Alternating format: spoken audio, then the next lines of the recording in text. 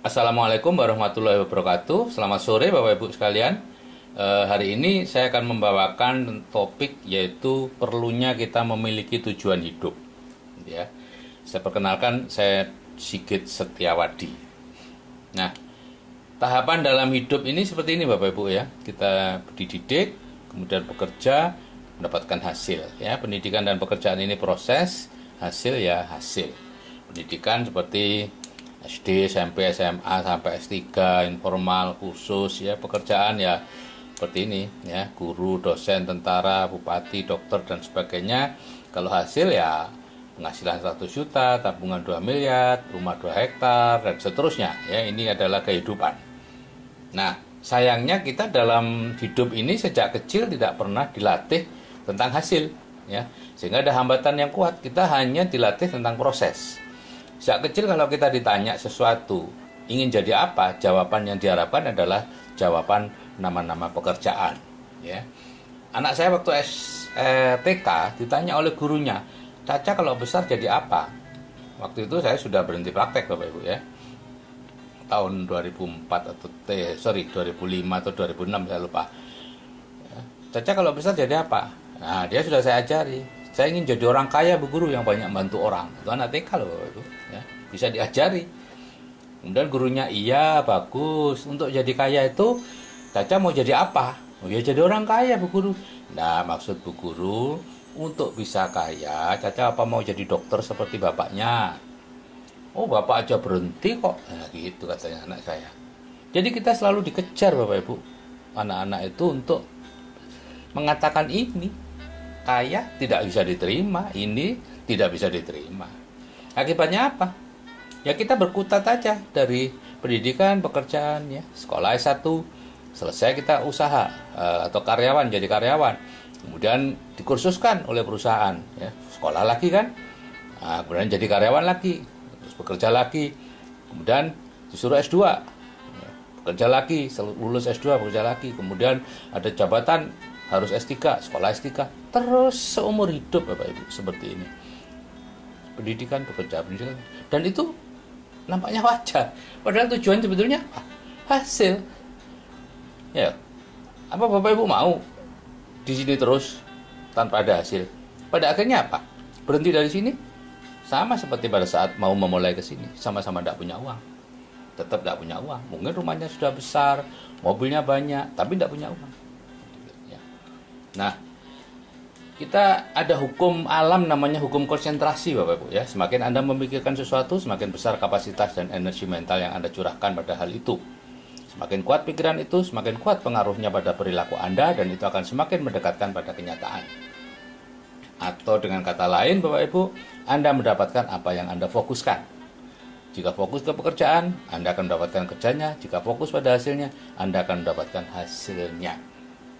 Saya selama 25 tahun saya fokus pada pekerjaan saya.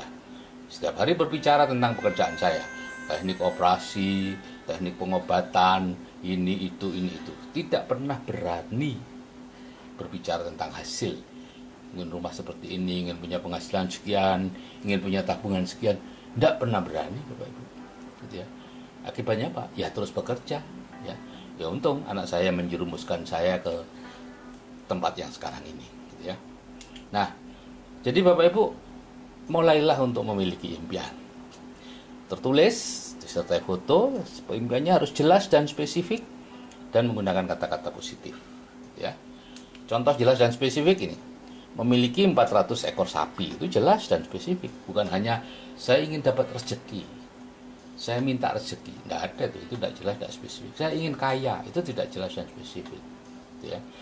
400 ekor sapi, 20 hektar kebun sawit, penghasilan pasif 50 juta, 100 juta, 1 miliar setiap bulan. Ditulis seperti ini. Ya. Kalau soal saya dalam proses, saya berharap ini adalah cara untuk mengelabui pikiran bawah sadar supaya bisa diterima. Dan sebagai ukuran adalah kemampuan pihak yang kita mintai. Ya. Banyak orang yang meminta sesuatu yang dijadikan ukuran dirinya sendiri. Kemampuan dirinya sendiri, jangan Bapak Ibu. Yang kita ukur adalah pihak yang kita mintai. Siapa yang pihak yang kita mintai? Tuhan, Allah. Dan dia maha kaya. Hanya di mulut kita mengatakan Allah maha kaya, tapi mintanya tidak berani banyak-banyak. Nah, coba Bapak Ibu buat 5 impian tahun depan ya. Kami di pendidikan kepemimpinan N21 dilatih setiap akhir tahun kita diminta untuk menulis apa hal yang kita inginkan, 5 hal yang kita inginkan terjadi tahun depan. Ya. Ditulis di sebuah kertas 5 hal yang paling inginkan terjadi tahun depan. Kemudian simpan di kertas itu di laci, kemudian besoknya ulangi lagi 5 hal tanpa mengingat yang kemarin, simpan lagi di laci, terus begitu selama 7 hari. Setelah 7 hari dijumlahkan impian-impian tadi. Ada 35 impian kan? Nah, 5 hal terbanyak itulah impian Anda yang sesungguhnya. Ya, tulis ulang 5 hal tadi dan cari gambarnya, tempel di dinding dan dilihat setiap mau tidur.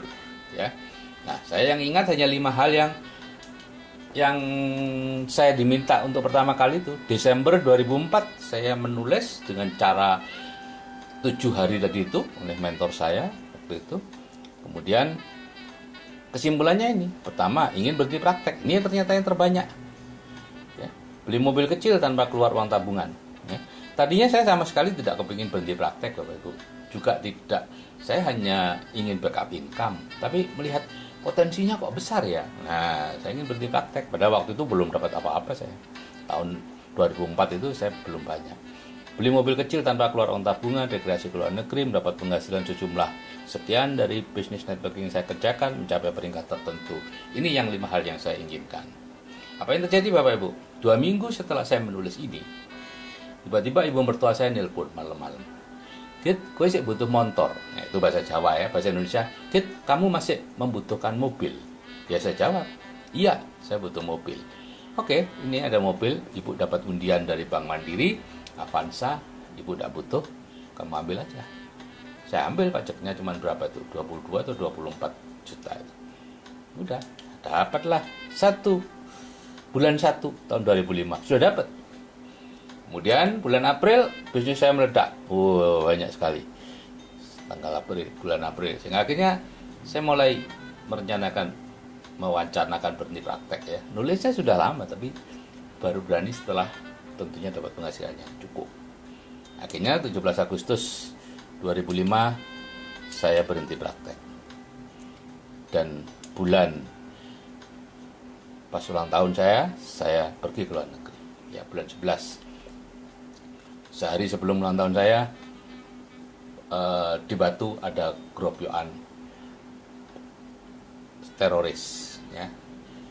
Dekat rumah saya di Batu.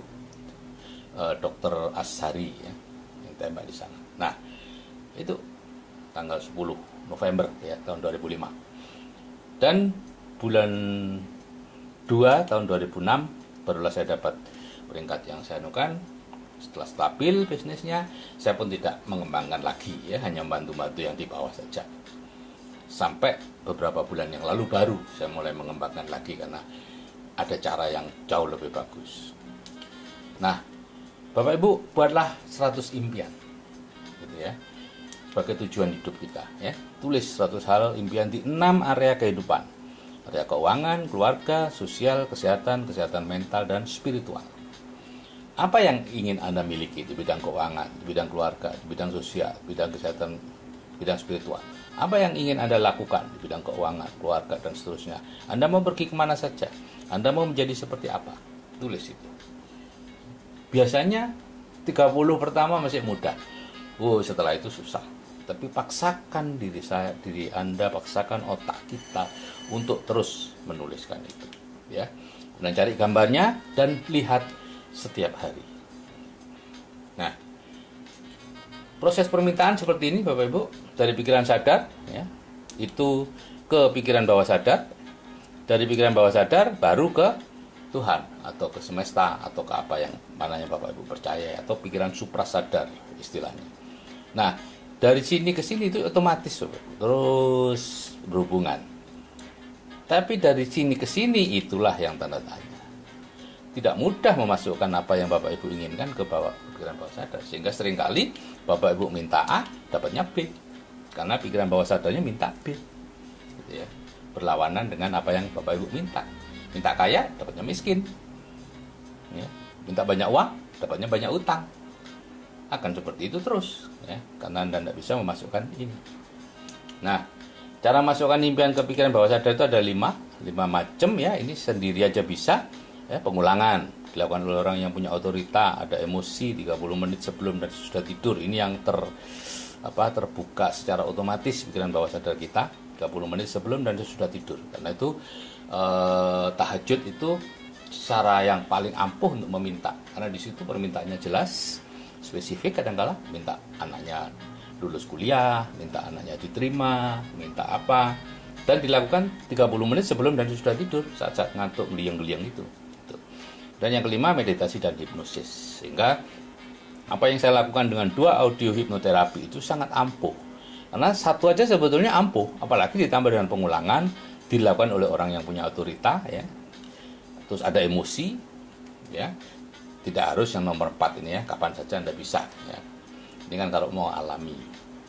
Nah, ini cara memasukkannya Bapak Ibu ya. Nah, Psychocybernetic, buku yang tahun 60 terbitnya, itu mengatakan bahwa sadar tidak bisa membedakan antara pengalaman nyata dengan imajinasi. Ini Maxwell Maltz mengatakan seperti itu Bapak Ibu ya. Sehingga program pikiran bawah sadar bisa dirubah dengan melakukan imajinasi yang kreatif selama 21 hari. Kecuali, ada perkecualian, yaitu permintaan penghasilan yang tinggi itu tidak bisa dikabulkan kalau kita sendiri yang melakukan, Bapak Ibu. Ditolak biasanya. Maksimal akhirnya diperkenankan 30% dari penghasilan kita yang sekarang. Jadi ada yang mengubah ya, saya 100 juta dirubah jadi 1 miliar sendiri, Anda tidak bisa Bapak Ibu ya. Tapi sekarang untuk di grup CAA saya membuat untuk bisa dapat 1 miliar ya. Khusus untuk grup CAA, untuk grup BTD, PL belum waktunya. Jadi Bapak Ibu, untuk bisa punya, kalau sudah punya tujuan hidup, maka mekanisme sukses otomatis Anda akan bekerja ya. Apapun yang ada dalam bawah sadar akan dikejar ya. Cara ngejarnya biasanya begini ya, siksak. Karena apa? Pikiran-pikiran sadar itu, pikiran sadarnya ini yang membuat kesalahan ya. Masih cari-cari mau bisnis investasi yang bagus ya, itu salah tapi akhirnya dapat ya. Tapi kalau tidak punya tujuan, terus bulat seperti ini, tidak kemana-mana. Nah, kalau punya mentor yang dipatuhi lurus gitu ya, tidak usah belok-belok. Yang belok-belok ini kan yang milih-milih. Nah, itulah Bapak Ibu, kalau saya yang sudah berumur aja bisa berubah, saya yakin Anda juga pasti bisa berubah. Saya baru berubah tahun umur 49 dan umur 51 saya bisa freedom sampai sekarang. Terima kasih. Wassalamualaikum warahmatullahi wabarakatuh. Salam sukses dari saya, Sigit dan Wati.